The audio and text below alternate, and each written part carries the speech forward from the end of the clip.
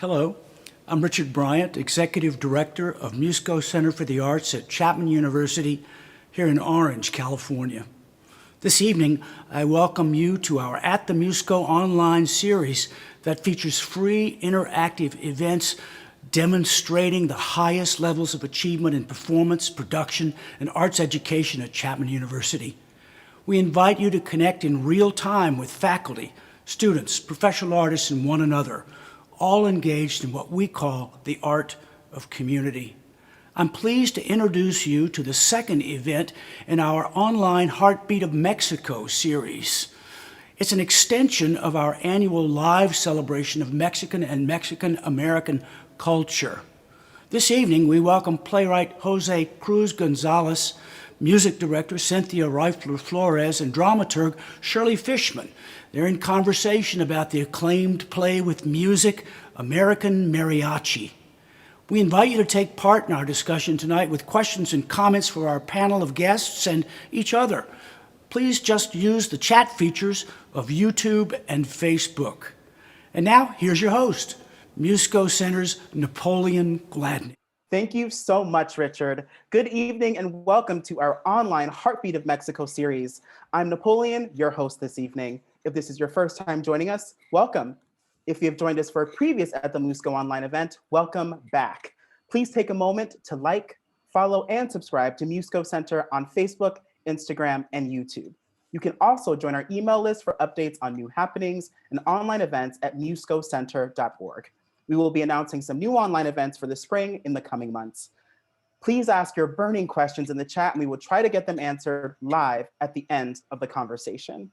Tonight, we are so excited to welcome the creators of the hit play, American Mariachi, playwright José Cruz González, music director Cynthia Reifler Flores, and dramaturg Shirley Fishman. Thank you all so much for being here tonight. Excited to be here. Joy to be able to talk about this project. Absolutely. Shirley, let's start with you. How are you doing this evening and where are you joining us from? I'm in San Diego, in my condo, where I'm spending a lot of time these days. And it's just so good to see my colleagues. Yes. Absolutely. And we're going to have a great conversation tonight. So I'm really excited for this little reunion we're kind of having tonight. Jose, how are you tonight? And where are you joining us from? I'm so excited to be with you all, and just a shout out to all our friends and colleagues, and can't wait to get back into the theater and to tell stories. I'm on the central coast of California in a place called Nipomo. Wonderful. Cindy, how are you and where are you joining us from? I'm good, thank you. I'm east of East LA and my home where, everyone is, right? Exactly. Fabulous. Yeah. Well, let's begin by talking about the title of the play, American Mariachi. Jose, can you tell us about the title? Sure. Originally, when I was trying to figure out what the title might be for American Mariachi, I started with just AM, thinking, oh, it might be the name of Amalia Morales, one of the characters in the play. And then I started thinking about the old radios that you would listen to back in the day, the AM radios, because FM was still kind of a little bit coming eventually. And then I originally called it AM. And when we began to develop it at Denver, they asked, well, what does that mean? And I said, well, it could be Amalia Morales. It could be, the AM radio. But I said, it's really American Mariachi. And they said, that's your title. I said, okay, right. Wonderful. Cindy, a little bit more about your journey with mariachi. Can you tell us about your personal journey and how that directly connects to the play? Okay, I'll try and be brief. I'll give you the Reader's Digest version. So I'm like obviously you look at me and you don't think mariachi when you look at me. I'm a white Jewish girl from upstate New York. But I'm classically trained violinist and musician overall. But I found mariachi when I was in the University of California in Santa Cruz. And I fell in love with it. I jumped ship. changed to become a mariachi, immersed myself in the culture. I mean, I wasn't from New York. We weren't even close to Mexico. I wasn't even thinking about Mexico as our neighbor. It was Canada. Mexican culture, I'd never even seen a taco before I came to California. So, and I learned the traditional way from older Mexican men, playing in the bars with them. And over my trajectory of playing with the mariachi, I've gotten to play in every type of aesthetic, in the bars, in nightclubs, in small groups and big groups. I played with Mariachi Reina de Los Angeles, which is the first all-female mariachi of international import. And I got to be their musical leader, the band leader for like almost a decade with them. I played with Grammy award-winning Las Divas, and I played with a small all-female group of my own. In addition to other mixed genre groups, mixed co-ed groups that we played. And along the way, I got my master's degree in Latin American Studies, and everything. My emphasis is always on women in mariachi. My theses are on women in mariachi, and I've been teaching mariachi at Cal State LA since about 2008, and that was where I met José Cruz González, who is a professor there, and joyously decided to take my class. So I think that gets to the starting point of that. So I know mariachi is part of his life, always through his parents, his mom, his grandma, his family. And I mean, we have a weird connection. He grew up in the small town where I started playing mariachi, Watsonville, California. And so we both think I probably ended up playing for his dad in the bars of, without knowing it. It's almost certain that I did. We crossed time paths. And so when he started taking my class, and it gave him not the idea, but the impetus to be able to think, I can do this about mariachi. I have some knowledge. Let me do some more. Got the connections. I believe that Jose met a lot of mariachis and made connections, and not just friendship connections, but actual like connections about how things work in the world and how we're all connected through the mariachi network. Oh, that's I hope I did phenomenal. that right. Yeah, definitely. And this takes us right into the next question, which is for Jose. Can you speak about your relationship to mariachi? And as you went on this journey with the play development, what did you learn about the art form? That's a great question. Well, first of all, in my family, it was there, that music was always there growing up. But it wasn't really until at Cal State LA, I was teaching there, my year 20, and I wanted to try something, learn something, study. And I'd seen Cindy's class, mariachi class, perform. It was their first year. And so I approached her about auditing her class, and she said, sure. And I'm not a musical person and don't have a creative musical note in my head at all. And it was like trying to teach a person with two left hands how to play music. And so she was very patient with me. But, I stuck with it for 10 years. And during those 10 years, I learned a lot from her as well as the students in the class. And of course, the teachers that she recommended that I go study with. And out of that I began to see this story emerging of women being a part of mariachi when they weren't allowed to be a part of it. And so that's how my journey began with mariachi. And, and I started to realize too that there's a story to be told here about women playing mariachi, but also about the music itself, the genre, and why it's so important to immigrants here in the United States and to their children, and the tradition of this music form continuing on, and how it's really transformed here in the United States by both men and women. Shirley, your turn. Wondering, do you have any connections to mariachi? And also, how did the art form and the culture around it inform your work as a dramaturg on this project?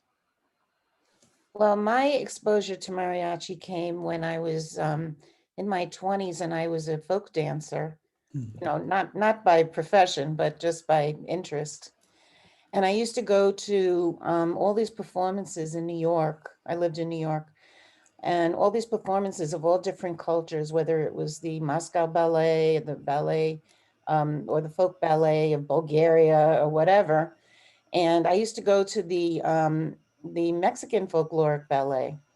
And so that was my first exposure to mariachi music. And then I have always been interested in Hispanic and now Latinx and history, culture. In fact, I once thought I would teach the history of Spain and Mexico at one point in my life.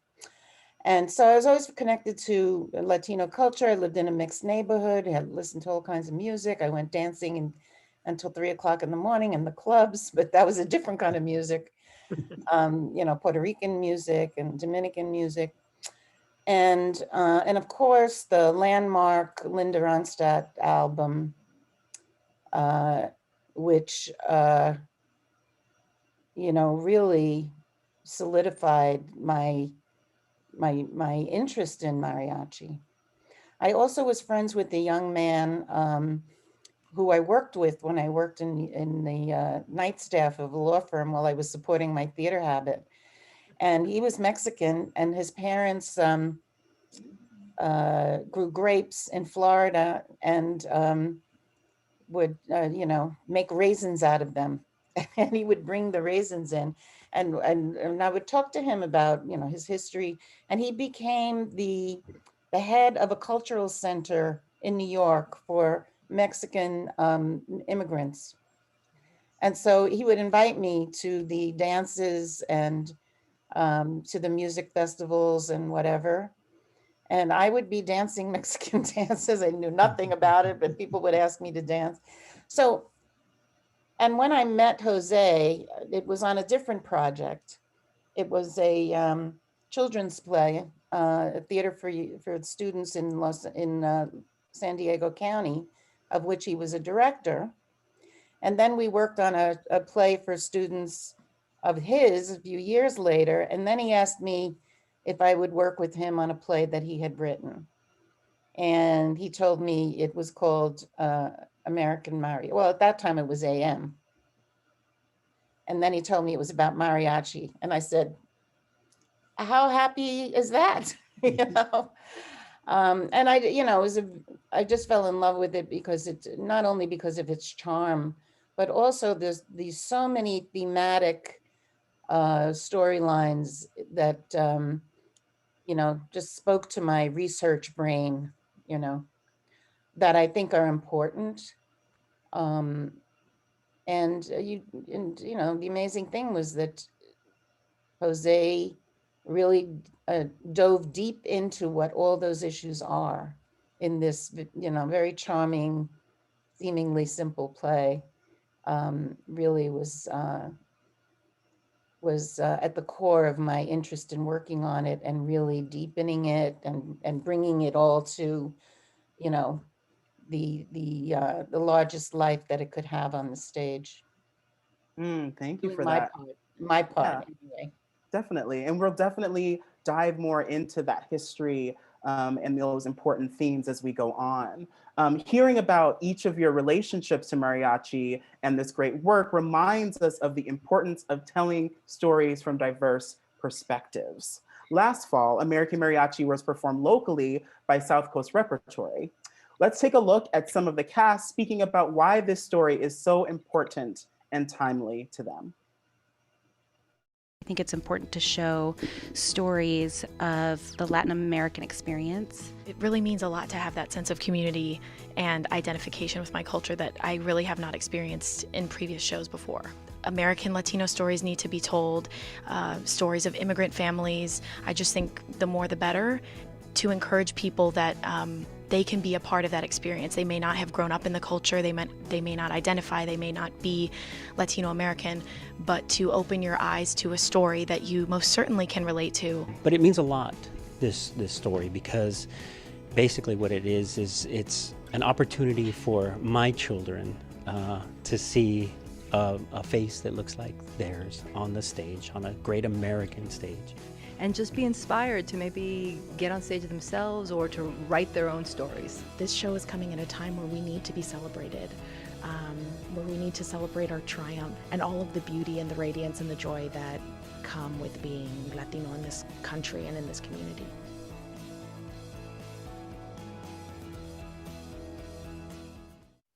It is so important that all of our stories are told. Now, for those of us that have not had the privilege of seeing American Mariachi or have seen the play and want a little refresher, can each of you tell us what the play is about from your perspective? Let's start with you, Jose. That's a great question. And if I forget anything, Shirley and Cindy will chime in. It's essentially a story of a young woman whose mother is battling dementia. And there's a record that the family's had for many years. And her mother loves listening to this little 45 record, and it just brings her back alive and to sing. And it just makes the young daughter so happy to see her mother back until that record is broken. And thus starts this journey, a quest, in fact, for this young woman to learn her mother's song. And of course, this is a big challenge for a young woman in the 1970s to learn to play mariachi music, because it's a tradition that's passed on from father to son, not father to daughter. And so she's also got to now find other players, other women, and somebody to teach them and the instruments. And of course, they're going to run into a lot of trouble doing so. Cindy, what's your take? Oh, what the story is about: people following their dreams, finding their place, finding their power spot. I love the story because it's a universal story. It's very super specific.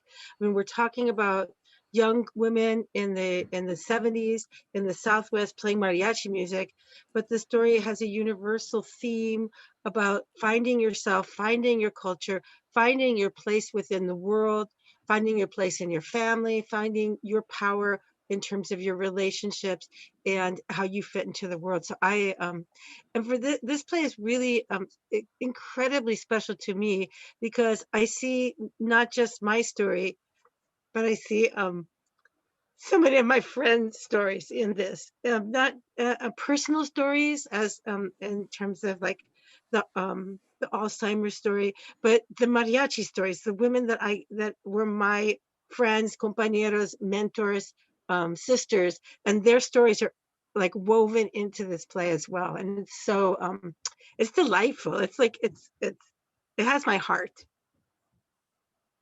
Shirley, can you tell us about your perspective on the play?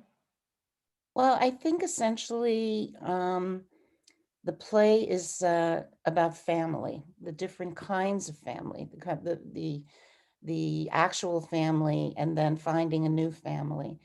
But also, the play invokes a whole history going back to when women weren't allowed to play mariachi music. And then this young woman, simply because she's trying to revive her mother through her mother's memory, and also the mystery of a family member that the mother was connected to that the young girl didn't know, and who her mother keeps calling out to her. So there's a mystery there. There's the question of self-determination in terms of two young women who are kind of being forced into a box in terms of the tradition of their culture, but living in a time of self-empowerment in terms of the civil rights movement, in terms of feminism, in terms of Si Se Puede movement, and how all these influences, and then living in a culture of machismo and not being able to express themselves either through music, through any other, expression that we take for granted today, but also literally not able to express themselves.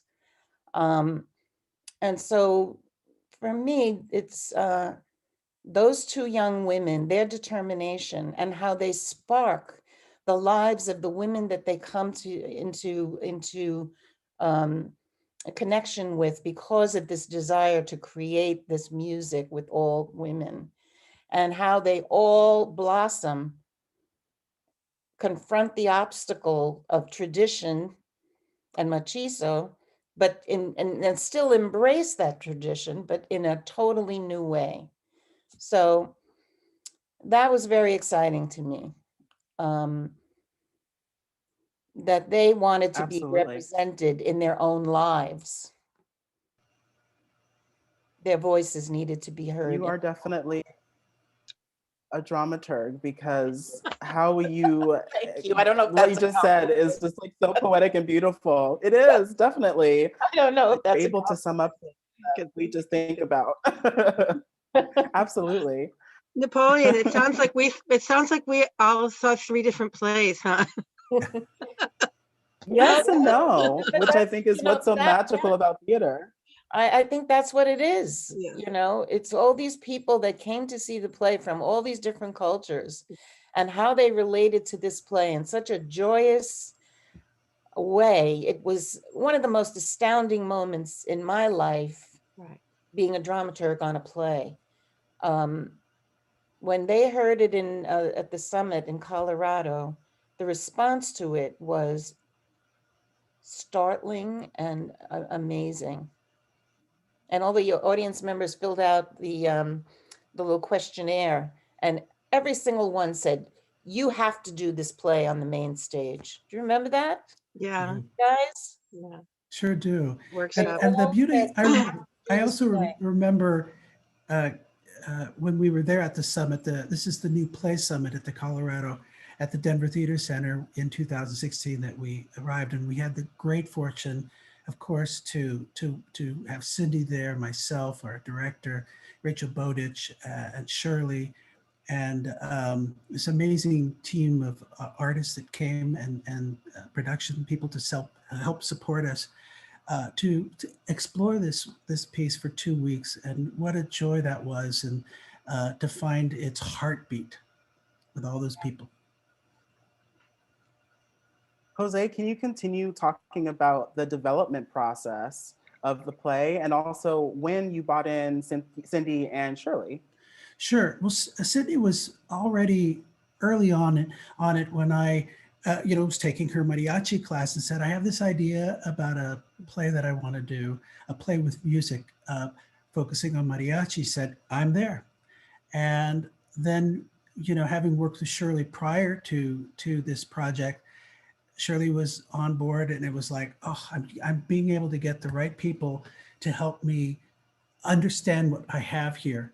And so in 2015, I was commissioned to write the play, and knowing that we were going to go to the Denver Theater Center to the New Play Summit, the Colorado New Play Summit in 2016, I decided to hold 3 informal readings in Los Angeles and invite actors that I knew or had been recommended to me that had musical theater experience, singing, acting, or playing instruments. And so I invited lots of folks that came, gave of their time, and we were able to then find those artists that we actually were able to bring to Denver.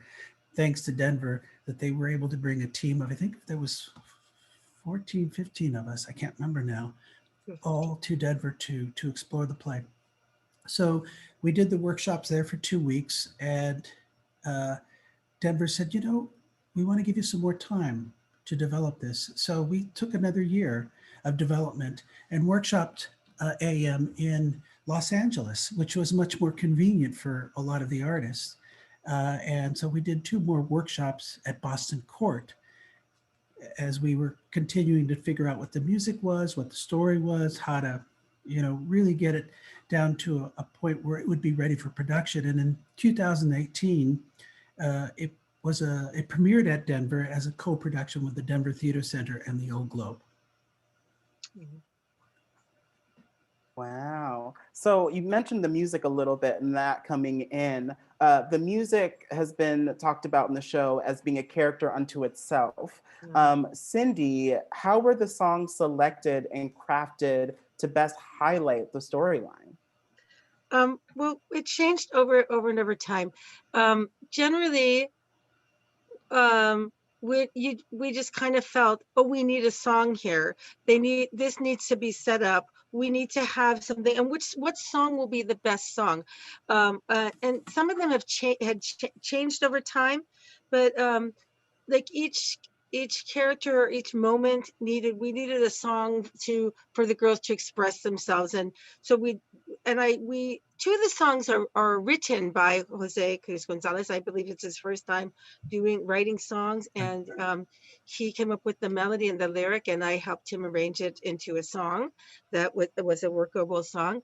And those are like amazing. He wrote them for specific spots. In fact, the main theme of the song is an original song by José, which he wrote up dedicated actually to his wife, his beautiful wife, Corey. And a very special and tender song that the melody will stay with you for a long time.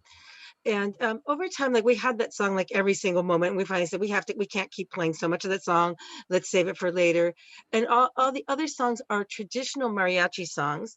I chose them to create a mood in different spots. So if we needed something lively, or we needed something tender, or we needed something, well, whatever the mood was, to take us from one place to another, or something to showcase the virtuosity of the mariachi, we would just choose some different things. And almost always it was something. I would just be like, I could just see the song, and I would tell Jose, let's do this one. He'd say, okay, let's try it. Let's try it. And it would be like, I think we only changed 2 songs during the course of it that we didn't like on the first hit, that we didn't get something that was the right feel for it. When reading the play, I have a large repertoire of songs, and we decided not to worry about the royalties, the what do you call it? The legalities of it, and just choose the right songs, and then work about getting the permissions afterwards. And most of them we were able to get. Some of the songs were determined by we couldn't get the permission for that song, so it's not in the show anymore. But generally it was just what is the sense that we need, and then the arrangements of these songs were made to sound like it was a band from the 70s in a small town playing them. So they're not modern arrangements. They're supposed to be a kind of a more simple, maybe less sophisticated, but still very well executed and moving manners of them. So they're supposed to be kind of simple. If I may add too, one of the other challenges was trying to figure out, how do we teach this music to actors that might be singers but not musicians? And so that was another decision in terms of looking at how difficult the music should be or not, because that would be another element that we were going to have to figure out in rehearsals, and how to then teach them. And with each production, we got better at preparing the artists before rehearsals began.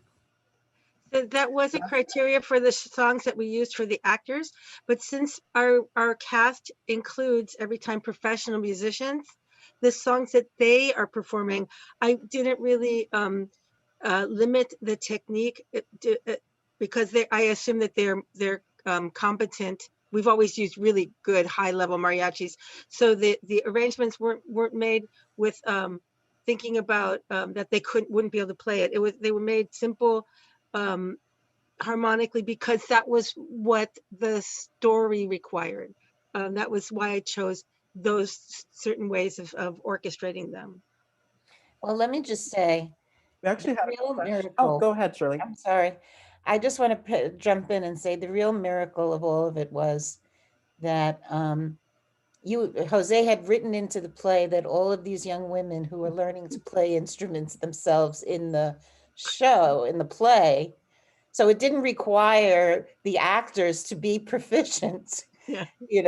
but it was amazing to watch that whole process of the ones who didn't know how to play any instruments learn how to play badly and then in the course of the show actually become pretty good, So I have to lay it at Cynthia's feet that she managed to pull that off. It was amazing. Yeah. And enjoyable. We actually had a question And a big from the part of the audience that drama of the came play. and the question was actually regarding pretty simple. Was there a boot camp for the artists to learn mariachi that weren't accustomed to singing or performing in that style?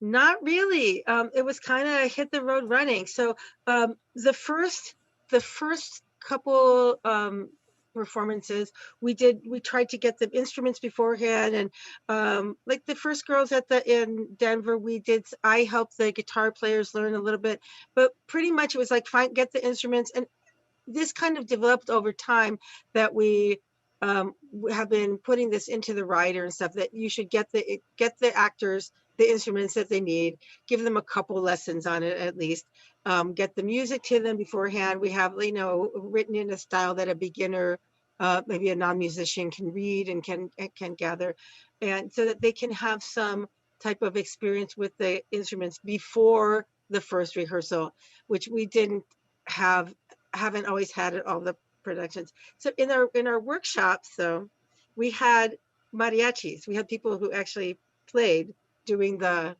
roles. So they were maybe their hard part was the acting rather than the playing the instruments. One of the most beautiful moments that happened in Denver that would follow with the other productions down the line is the moment when the actors have to be on stage with the instruments and play together for the very first time. And it echoes what's happening in the story with the 5 women who have to play in front of a party, at a birthday party. And you just see the utter fear, like deer in headlights, having to perform. And it echoes such a beautiful way what the actors were actually feeling. And it was just a beautiful moment every time we saw that. And we saw that in the other productions as well, or the rehearsal processes to get there. It was beautiful. So generally, instead of them having a boot camp, we've had them given them a little time to prepare beforehand, and then we've carved out time during the rehearsal process to work with, so that I can work with them as a group or as individuals on their instrument and as the ensembles. And then they are also very, very, all the actors that we've had have been incredibly dedicated to this and taken it really seriously and been really dedicated to putting in their extra time and workshopping it on their own for their parts, and then get together, like all the guitars will get together, on their breaks or on their lunch, or, after the rehearsal, they'll all be meeting early or staying later, getting together to make sure that they have it. And I think I can almost with certainty say that a lot of them, that almost all of them, have fallen in love with not just the mariachi, but their particular instruments. We've had many of them have purchased the instruments from the theaters when they've left, because they didn't want to not have a vihuela or not have a guitarrón or not have that violin or not have that trumpet. So, I mean, that's pretty cool. That says a lot. Definitely. That's really exciting that you were able to kind of impart some of the mariachi culture on the cast. And so those ripples are going to continue going out, which is so remarkable because it's community building within the art form. Earlier you spoke about Denver, and in early 2018, American Mariachi was produced by the DCPA Theater Company. Let's take a look at a short clip that's driven by some of the music from the production.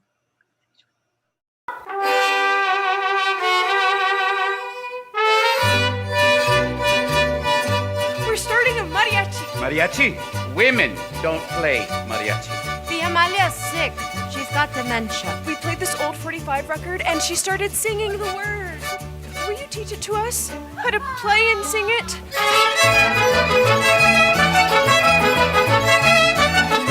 The guitarrón is the heartbeat of mariachi. La vihuela is La Chiona with her high-pitched voice. La guitarra is her steady partner. La trompeta accents brightly, and el violin brings it all together. You could never be real mariachis.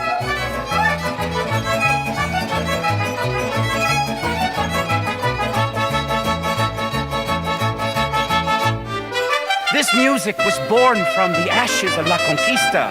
Mariachi has been played for hundreds of years. Music is memory.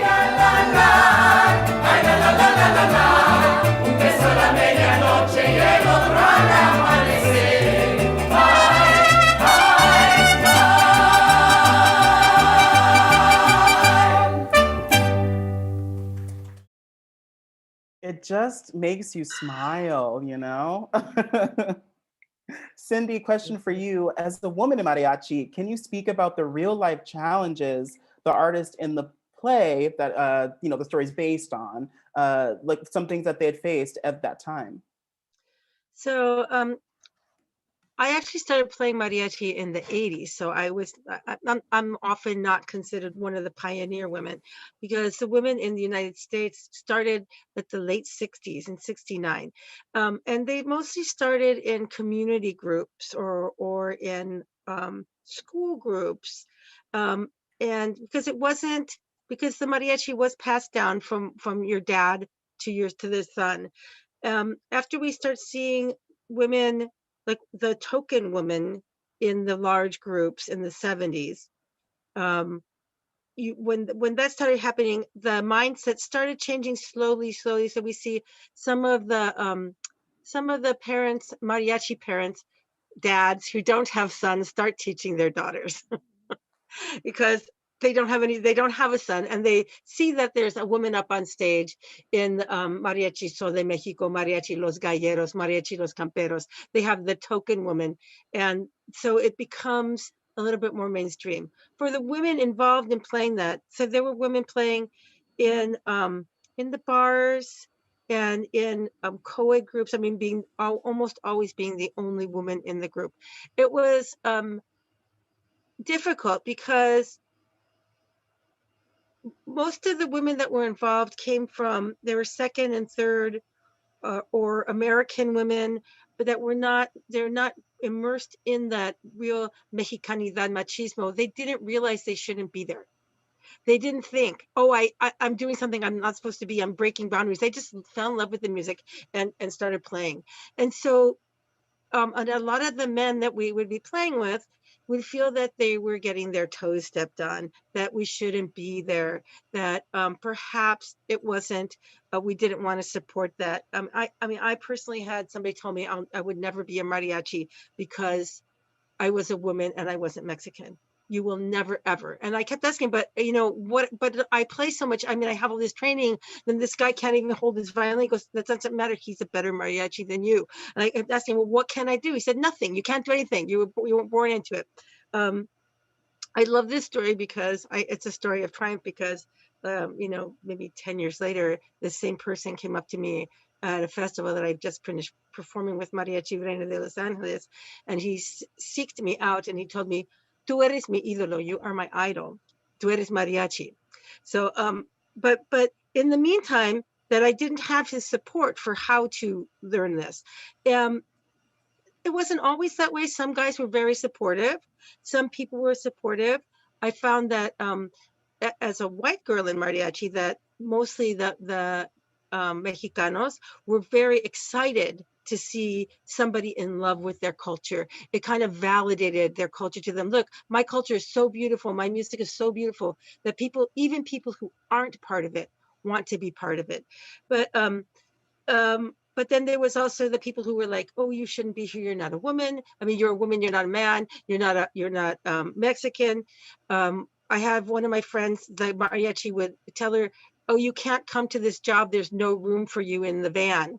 And she'd be like, she was a skinny little thing, you know, she obviously lots of room for her in the van. And so she wouldn't let them do that to her. She'd drive to it, and she would get in fist fights with these guys and to defend, so that they wouldn't be grabbing her or disrespecting her musically. And the guys at first, they would give you their back. So you couldn't, when you're, so that you couldn't follow them visually on the licks that you had to play physically, on your instrument. They did not support you. They didn't help you.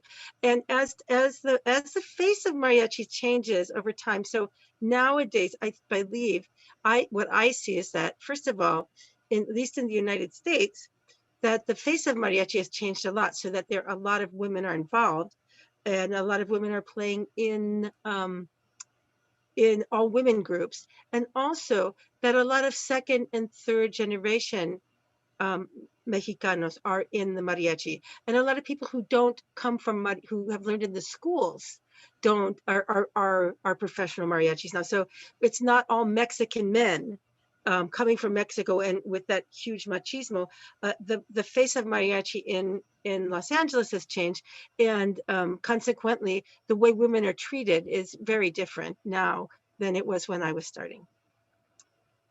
Did I answer? Shirley, question for you. You absolutely answered. Yes, ma'am.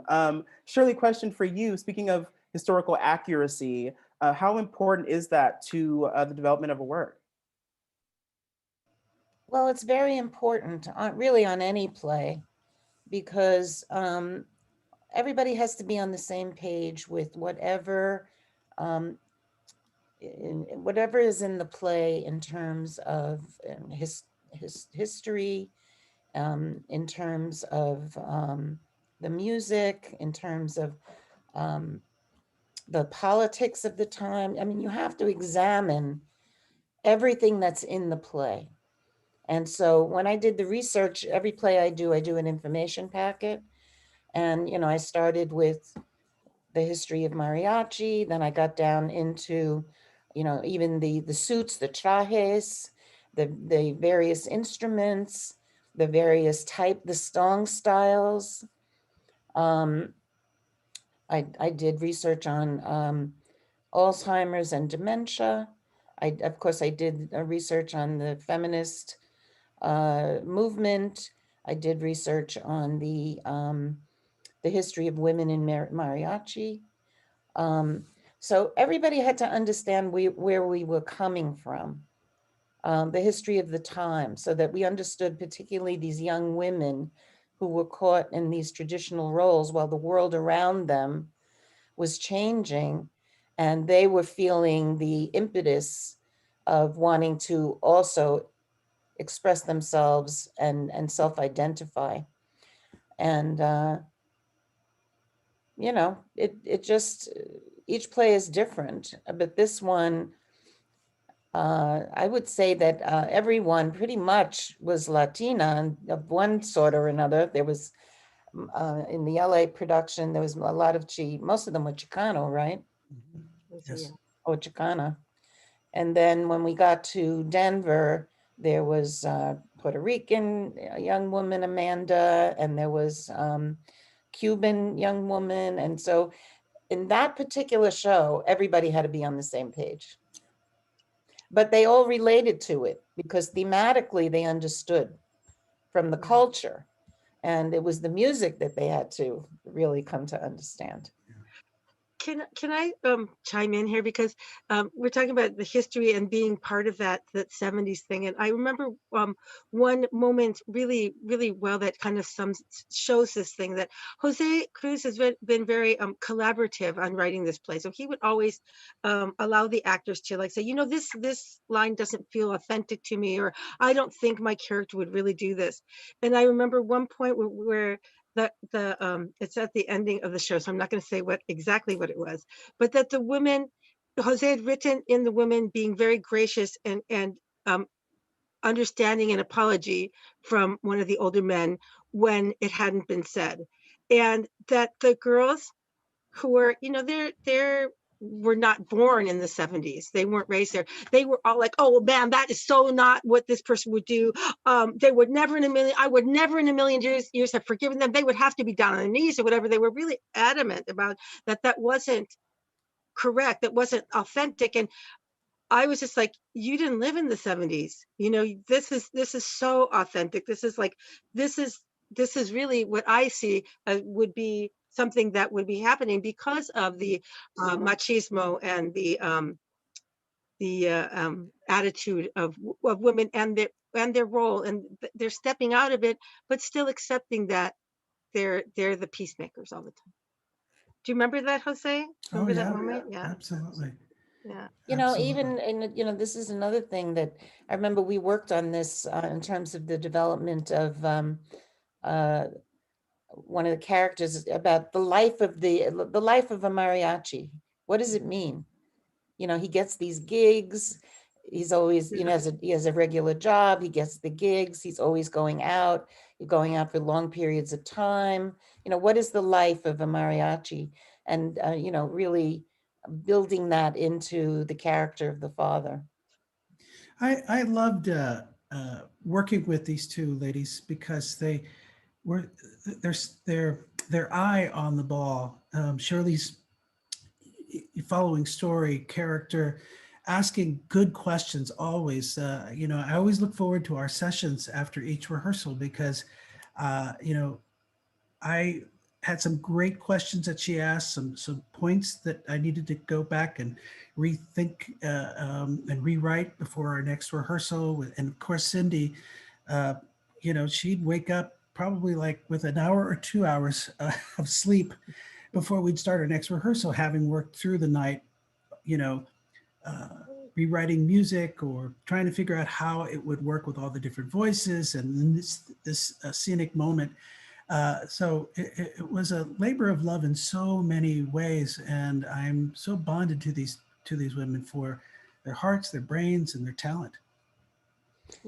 Thank you. It was a labor of love, and you wrote it. Yeah.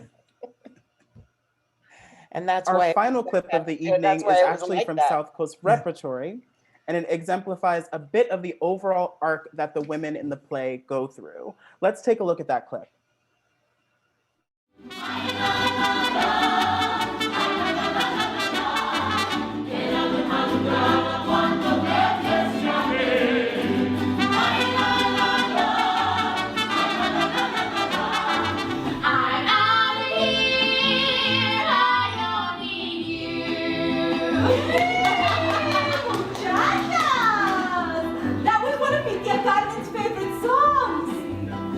She played mariachi. Can you believe that? There was a brief time in Mexico when women were allowed to play. The stories she would tell me of her adventures. They would come into towns or villages and either be greeted as stars or run out. Oh, she was a strong, brave, and a beautiful lady. My secret dream was to be just like her. She was going to teach me to play violin.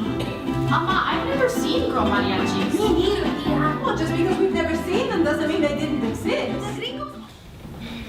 Look, women mariachis. I say it's about time. Why is it only men get to play the music? I love those songs. When I was a little girl in Colombia, I used to listen to the radio broadcast mariachi from Mexico City. I would fantasize singing in front of thousands of people chanting my name.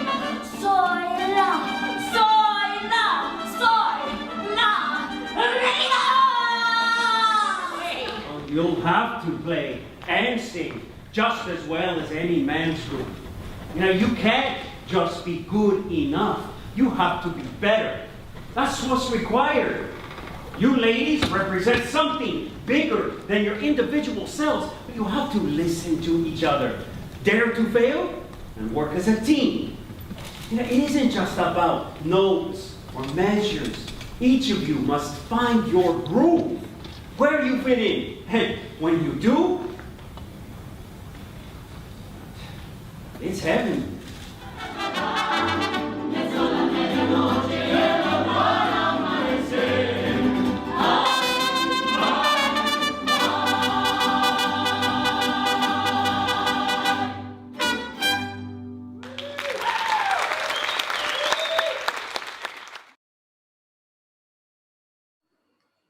Now that we've seen a few clips from different productions, we want to know, what is it like to have the play you've created produced and directed by so many different theater companies? Jose? Well, what a gift, first of all, to have a play that you've been working on for so long, and that it resonates with audiences and theaters. And the joy of being able to work with your collaborators, with new collaborators, as well as new theaters. And each time, in this journey, that we've continued to work on the play, finessing it, sharpening it, looking at moments where we could tighten things. And that's been the gift, the real gift of these productions, because we've been really able to fine tune it in such a beautiful way, from Arizona Theater Company, South Coast Repertory, and even the two productions that we were in rehearsals and ready to begin previews at Dallas and the Goodman before the pandemic. So we hope we'll be able to come back and continue to do that. This is actually the perfect segue into our question and answer portion. We got a bunch of questions beforehand and some have come in the chat. A lot of questions are about the play and people wanting to see it. So do you all have any ideas or can share any information about what's next for the production, any future plans or any insight? Sure, I can tell you that American Mariachi will be coming back. I think, because of the pandemic, at theaters across the country, there's a lot of interest, but we've, as theaters have had to do, is they've had to put everything on pause. They'll have to rethink their seasons, but I'm really hopeful that we'll be able to come back one way or another. We will, and I can't wait to get back into a rehearsal room with these talented artists and then share it with an audience. Our next question is for Shirley. What is it like, what is the difference for you between coming into a project from the beginning versus coming to a project later on to kind of fix and right the ship a little bit? Well, of course, if it's at the beginning, it's you have a blank page in terms of, how you're going to get the information to the actors. That's one thing. And what information you're going to get. You're initiating conversations with a playwright that maybe you haven't worked with before. And that's always a very delicate kind of dance. I like to call it a dance. You put your one foot in, put the one foot out, and it's a little tango until we find our way of communicating, my language versus the playwright's language. I always try to find ways of describing a play in the way that the playwright describes the play as much as I can, so that I'm more in their world than I am in my world, but yet keeping my distance. But if a play has had many productions, like I've worked on plays that have been produced, hundreds of times, like a David Mamet play. And sometimes it's an author that isn't living. And what I do is I do as much research as I can to find out what the initial intent of the writer is. And then I try to keep my eye on the play, because it isn't going to change, especially if the author is deceased. If the author is alive, the director will send a letter to the agent and say, can we change this text? But the dramaturg doesn't really have a big part in that, or at least not in my case. And so I become the advocate for the missing playwright in the room. And I say, I don't think this is what the playwright is talking about. I think this is what he's trying to say. And I say that to the director, and he either listens to me or he doesn't. But I feel like I worked on a David Mamet play one time, and I was like, it was as if I knew David Mamet and had worked with him for centuries. It was like, no, this is what he means. And eventually the director did did recognize that. And even when the play opened and it was a big success, he said to me, "You're as much responsible for the success of this play as I am." You can't get a better compliment than that. But it was like, if David Mamet only knew. Now let's go into our final question of the evening from the audience. This is for each of you. What advice do you have for aspiring artists and folks interested in creating stories and artwork that reflect their experiences and their own communities? Cindy? Oh, well, for aspiring artists. So first of all, I used to give these talks, the career day talks at the high school. They stopped asking me to do these because I would always tell everybody, don't be a mariachi. It's not a good job for you. It has no benefits. It has there's no security. You don't know if you're going to work. You don't know if you're not going to work. It's like you might work one week, you might not work. And I guess I didn't like that, but this is the same true for everything. The only reason you should choose this as your profession is because, and I imagine it's the same for all the arts, is because you cannot imagine your life, your day without that. That is what you do from the moment you're sleeping, you're awake, and you cannot imagine living without that being the main central focus of your life. And if that is truly how you feel, and then you definitely should pursue it, and realize that you might have to go through some hardships that other people don't have. You might have to have a second job to support, like Shirley said, to support my theater habit. She's like, but follow your dream, do it, work really, really hard. Don't let anybody tell you no. Work really, really hard at getting your craft down. Don't think, oh, because it looks easy, that it is. Just because you have ideas doesn't mean that you should jump there. You write it down, start working on it, but work at the craft. So if you want to be a musician, study your instrument, be very meticulous about it. Make sure you're really good at it before you decide, I'm going to be a composer or whatever. Make sure that you have your craft. Make sure if you're going to do music that you are listening to if you're going to be a composer or an arranger, that you're listening to a lot of different people and listen critically. If you're going to be, if you want to be an actor, watch lots of movies, go to live theater, go see people, study it, get internships, be involved, even if you're backstage, so you can see how it works, or find what you love and pursue it. And don't let anybody tell you no. I love that. Shirley, any advice for aspiring creatives? For dramaturgs, you mean? Mm-hmm. Yeah.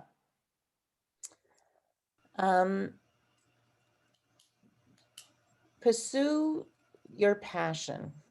If you want to be a dramaturg, there are so many ways that you can volunteer or get an internship. You can volunteer to read plays and provide commentary. You can become an intern. In fact, that's how I became an intern at the Public Theater. Okay, at the age of 48, after I had graduated from an MFA program in dramaturgy, just in case anybody thinks that they're too old to do anything. And then I got hired. And I asked them why they hired me as an intern, because I didn't expect them to, because I was so much older. And they said, you were the only person who came in our office and said, this is what I will do for you if you will let me be an intern. In other words, most interns go in saying, I need to learn this, what are you going to do for me? What am I going to get? But instead, if you walk in and go, I could organize your files. I could, that's what I did. I just said, I can organize your filing system here. I could organize these index cards. I can, take the stack of plays and make it orderly. But it's just, when I was too afraid to go into the theater many years ago, I didn't think I belonged there. Someone said to me, no one needs to give you permission to be in the theater. That's one thing. The second thing is, even if you sweep floors, if you want to be in the environment, work the concession, because you can get and sneak into, rehearsals. Just get into the environment, and by hook or by crook, if you can't get an internship. You've got to get your foot in the door, and just being in the environment is important. You never know, somebody might say, hey, I need somebody to do this. Connections. Yeah. Connect and continue to show up. Jose, any final thoughts and any words of inspiration for aspiring creatives and folks looking to tell their own stories? Well, first of all, I totally agree with Shirley and Cindy. And you have to dream, but you also have to dream with practicality in mind. As Shirley says, the best place I learned my craft was, being in a room, watching other creatives do it. And so what did that mean? I made coffee, I sharpened pencils, I Xerox scripts. I did what I had to do in order to watch and learn. And that's such an education. And people are always going to say no. And you can't stop with them saying no. You need to find a way to continue on and believe in yourself, but be smart about how you find a way to get in and to do whatever you need to do to learn, to get better, to work on your craft. And also finally, find a community that supports you. Whether it's friends, family, your pet, it doesn't matter. But, you always want to come home to somebody who's there that's going to love you. Let's end on that. Love and support and community. Thank you all so much for being here with us tonight. That is our time. Thank you. Thank you. It was great. The Musco Center Creative Fund makes At the Musco Online programs like this one possible, while also helping to fund the presentation of world-class artists, ensembles, and speakers on our stage in the hopeful future. Please consider donating at muscocenter.org. We also like to take this time to thank our Heart of Beat of Mexico series online sponsor, Wells Fargo. Please take a moment to tell us more about your experience in the chat. We love the feedback. Please join us for our final event of the fall on December 17th, called Noche Buena, Christmas Eve in Mexico, featuring Ballet Folklorico de Los Angeles and Mariachi de Garibaldi de Jaime Cuellar. On behalf of Musco Center for the Arts, the College of Performing Arts, the Latinx Staff and Faculty Forum, and Chapman University, thank you for joining us at the Musco, and we hope to see you soon. Have a great night.